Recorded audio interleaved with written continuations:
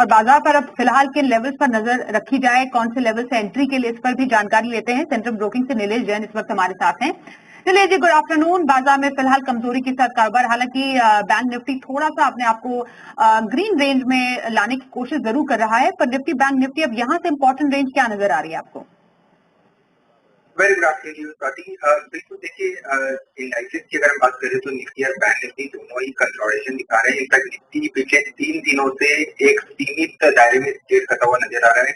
अच्छी बात यह है कि निचले स्तर पर इसने अपने 50 डीएमए को ब्रेक नहीं किया है, तो 50 डीएमए करेंटली प्लेस है 24,500 के आसपास और 100 डीएमए प्लेस है 24,700। तो ये 200 पॉइंट की एक नैरो रेंज हम कह सकते हैं निफ्टी के लिए, और इसी रेंज में हम यहाँ पे ट्रेड होता हुआ कंटिन्यू होता हुआ हमें नजर आएगा।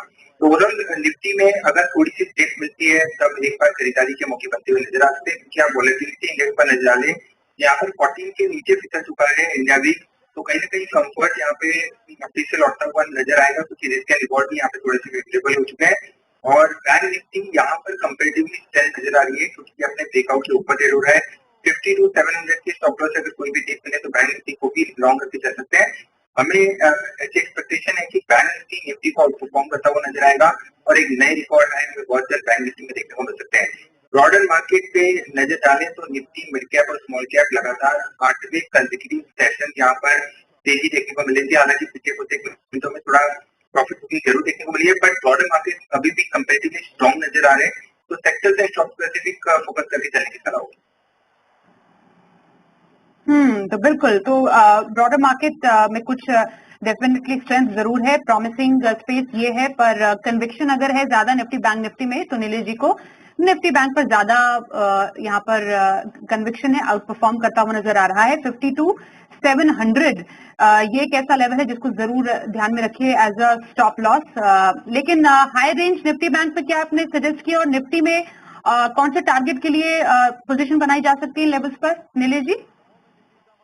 देखिए, सबसे पहले बैंक निफ्टी की अगर हम बात करें तो प्रीवियस इसका जो ऑल टाइम हाई लेवल था वो लगभग 54,470 के आसपास का था। तो यहाँ पे अभी भी लगभग 400-800 पॉइंट की जगह है निफ्टी बैंक में। तो निफ्टी बैंक हमें 54,000 इमीडिएट बेसिस पे और 54,500 सेकेंड टारगेट के हिसाब से लॉन्ग करने की सलाह होगी। निफ्टी बैंक में स्टॉप लॉस रखना होगा 52,800 का। तो 52,800 की स्टॉप लॉस है। थोड़ी सी डिप मिले तो बैंक निफ्टी को लॉन्ग करके चल सकते हैं। निफ्टी की बात करें तो निफ्टी कंपेरेटिवली थोड़ा सा डीप जरूर नजर आ रहा है, तो बेहतर होगा कि थोड़ी सी डीप अगर और मिले 24,520 24,540 के आसपास मिलता है तब इसे लॉन्ग करके चल सकते हैं। 24,400 की स्टॉप लॉस से यहाँ से फिर से गोइंग फॉरवर्ड एक रिबाउंड 24,650 24,700 तक हमें देखने को मिल सकता है।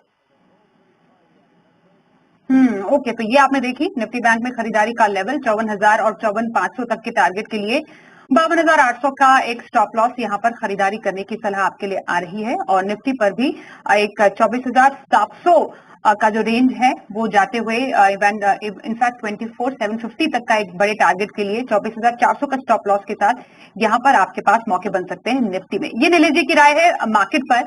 आइए अब एक एक्सक्लूसिव बातचीत आपको सुनाते हैं।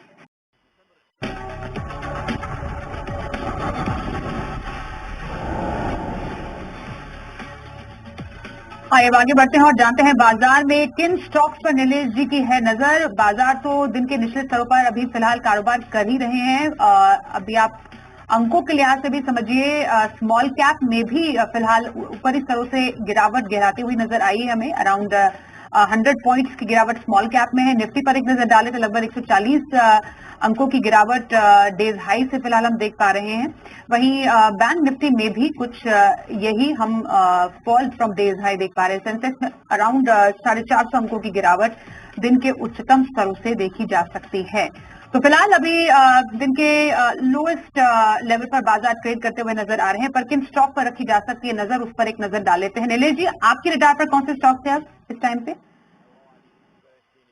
बिल्कुल स्वाति, देखिए खरीदारी पर फोकस है और कैश काउंटर है दोनों मिड कैप और स्मॉल कैप पर, जैसे कि मैंने कहा वहां पर फोकस करके चलना चाहिए। तो यहाँ पर सबसे पहले क्रिसिल इस पर्टिकुलर स्टॉक में खरीदारी करने की सलाह। Right of weakness in the market, ये एक काउंटर है जहाँ पे हमें आउट परफॉर्मेंस देखने को मिल रहा है।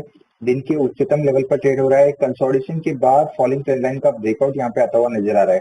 तो क्रिसिल ऊपरी स्तरों पर 5550 से लेके 5650 तक के लेवल यहाँ पर देखने को मिल सकते हैं 5550 और 5650 का टारगेट के लिए। और यहाँ पे स्टॉप लॉस आज के दिन के लोएस्ट लेवल के आसपास 5255 5255 का यहाँ पे स्टॉप लॉस रख के क्रिसिल को लॉन्ग करने की सलाह होगी। इसके अलावा जो दूसरा कैश काउंटर बाजार पर आया है वो है बालू फोर्ज। देखिए ये थोड़ा सा हाई वॉलेटाइल स्टॉक है और आज इस पर्टिकुलर स्टॉक में भी एक प्राइस एंड वॉल्यूम का ब्रेकआउट हमें देखने को मिला है। तो सबसे पहले तो स्टॉप लॉस स्ट्रिक्टली फॉलो करना होगा। 800 के नीचे अगर ये काउंटर पे चलता है तो स्टॉप लॉस लगाए यहाँ पर, और ऊपरी स्तर पर 855 और 880, 855 और 880 के टारगेट के लिए बालू फोर्ज इस पर्टिकुलर स्टॉक को लॉन्ग करके चल सकते हैं। ओके, तो क्रिसिल पर आ रही है खरीदारी की राय 5550 5650 के टारगेट के लिए यहाँ पर आप खरीदारी कीजिए। स्टॉप लॉस 52,500 का लगाने की आपके लिए आई है सलाह। बालू फोर्ज इंडस्ट्रीज एक और स्टॉक है जहां पर आप खरीदारी की स्ट्रैटेजी बना सकते हैं। एक बार इसके टारगेट और स्टॉप लॉस रिपीट कर देंगे क्विकली। आप बिल्कुल देखिए 800 के नीचे का स्टॉप लॉस लगाएं, 855 855 पहला टारगेट और 880 का दूसरा टारगेट है।